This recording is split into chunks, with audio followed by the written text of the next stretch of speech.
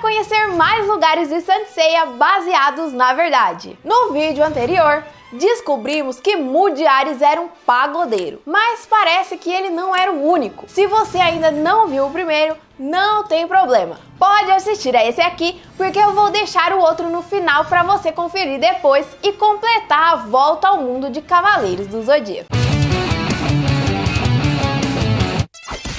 Cachoeira de Rozan, o local onde Shiryu teve seu maior desafio: inverter o fluxo da cachoeira, algo que parecia ser tão irreal que o fez questionar a sanidade de seu mestre. E quem disse que a água deve fluir de cima para baixo?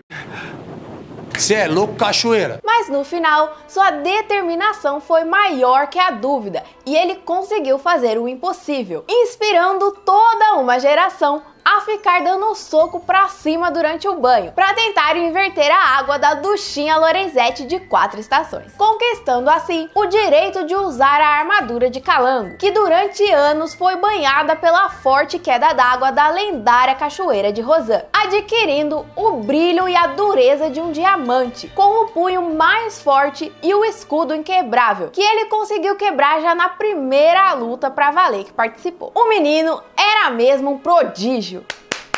Assim como a região dos 5 picos antigos que citamos no primeiro vídeo, a Cachoeira de Rozan também existe e é conhecida como a Cachoeira Lushan. Ela está localizada na região sudeste da China, no Parque Nacional de Lushan. A cachoeira também serviu de inspiração para o poema A Cascata do Monte Lu, escrito por um famoso poeta da dinastia Tang, chamado Li Bai, que ficou tão impressionado com a vista que lembrou da Via Láctea no céu. Li Bai ficou conhecido como o sábio da poesia, escrevendo mais de 900 poemas. Ao visitar a região, ele escreveu 2 poemas, e o que faz referência à cachoeira diz o seguinte: incide o sol ao pico, incenso neva púrpura, vê-se a torrente ao longe, flui um rio suspenso, em voo livre ao precipício se despende, a Via Láctea a desabar da 9ª cúpula. Segundo a mitologia taoísta, o céu teria 9 esferas ou cúpulas, sendo a 9ª a mais elevada e habitada pelo Imperador Jade, o Imperador dos Céus, e uma das divindades mais importantes do panteão. Os versos do poema transmitem uma sensação de grandiosidade e imprecisão espacial, como se devido à sua altura, a cascata se projetasse até o limite do céu, alcançando até mesmo as estrelas no espaço. Esse poema de Li Bai é citado por Doku como uma forma de motivação para o cabeludo calorento conseguir inverter o fluxo da cachoeira, devolvendo aos céus as águas que aparentavam vir de lá. Na mesma parte, o mestre ancião também cita o Rio Azul, que não chega a ser ilustrado pelo traço ardente de Kurumada, mas também existe na vida real, conhecido como Yangtze, também localizado na China. É considerado o 3º maior rio do mundo.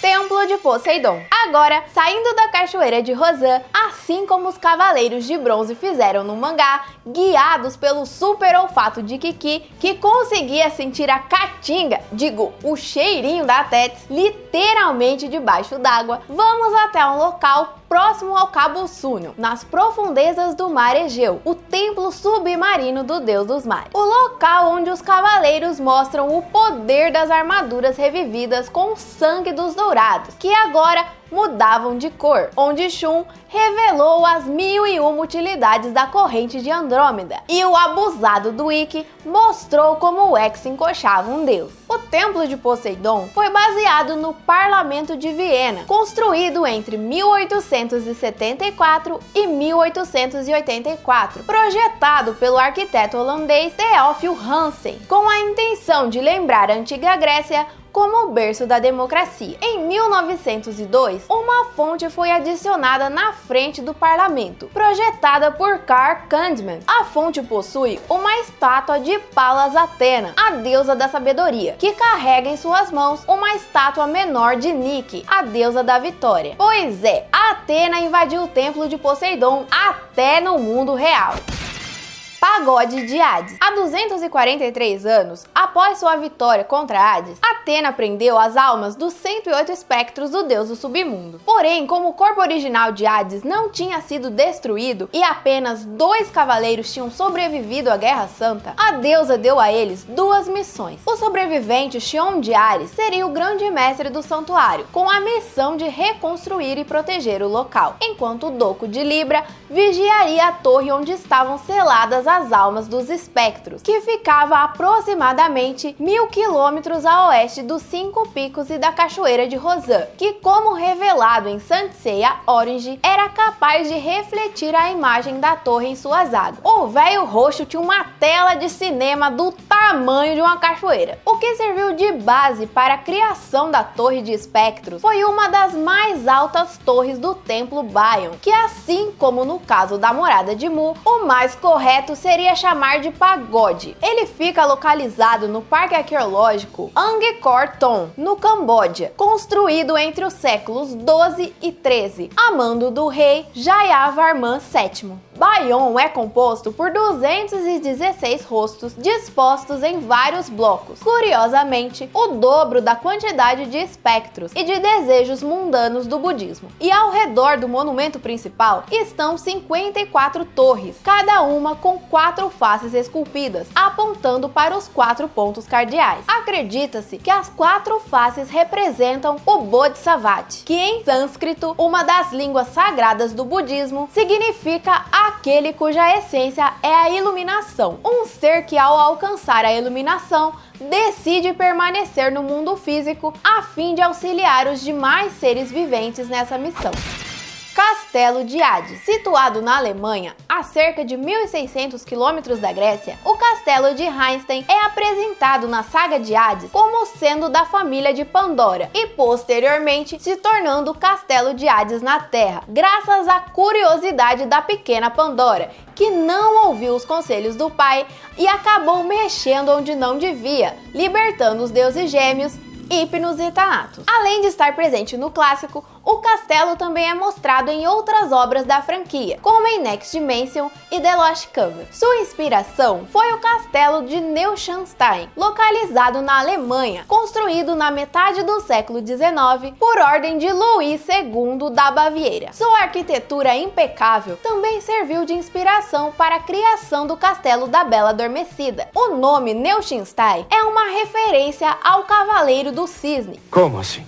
Não ao nosso querido bailarino soviético, mas sim a Lohengrin, um personagem da ópera de mesmo nome. Ele era um cavaleiro da Távola Redonda, que foi enviado em um barco guiado por cisnes para resgatar uma dama, que nunca poderia perguntar sua idade. Será essa a origem do lendário barco de pedalinho? Deixem aí nos comentários. Outro detalhe sobre o Castelo de Hades é que a cúpula que foi destruída por Seiya e os outros também tem uma inspiração real, Les Limbes, que significa o limbo de Ferdinand Victor Eugène de Lacrosse, pintado entre 1841 e 1846, e hoje é encontrado no Palácio Senat dos Jardins de Luxemburgo, na França. Arco de entrada para o inferno, o submundo, onde os Cavaleiros de Bronze só conseguiram chegar graças à explicação que o Doku dá a eles sobre o 8º sentido, segundos antes de eles quase serem esmagados pelos destroços do Castelo de Hades. Sem muitas opções, eles saltam no abismo e encontram o arco da entrada para o mundo dos mortos, onde contém a mensagem: deixai toda a esperança, ó vós que entrais. Uma versão bem mais sinistra da tradicional placa de cuidado cão bravo. A inspiração para esse arco é o Arco de Tito, localizado na Via Sacra a sudeste do Fórum de Roma. Foi construído por volta de 82 d.C., por ordem do imperador Domiciano, logo após a morte de seu irmão mais velho, o imperador Tito. Porém, a frase maneira de boas-vindas não está escrita no original. Ela foi retirada da Divina Comédia de Dante. Na verdade, todo mundo dos mortos do mestre Kurumada em si tem bastante influência dessa obra, mas isso é assunto para outro vídeo. O arco real foi uma homenagem para comemorar as vitórias militares do imperador Tito, especialmente a captura de Jerusalém depois da Primeira Guerra Romano-Judaica. O arco também serviu de modelo para diversos outros construídos depois do século XVI, entre eles o Arco do Triunfo em Paris, construído em comemoração às vitórias militares de Napoleão Bonaparte. Segunda prisão do inferno. A casa do violeiro que não caiu na maldição dos músicos de Saint Seiya, que se você não conhece, é só ver esse vídeo aqui. Faraó de Esfinge, a estrela celeste da besta, que foi capaz de enganar Orfeu de Lira. A segunda prisão, também conhecida como Terra da Garoa, e lar de Cérbero, o doguinho de 3 cabeças que se alimenta eternamente daqueles condenados pela gula, é uma réplica de Abu Simbel, construído a mando do faraó Ramsés II no século 13 a.C.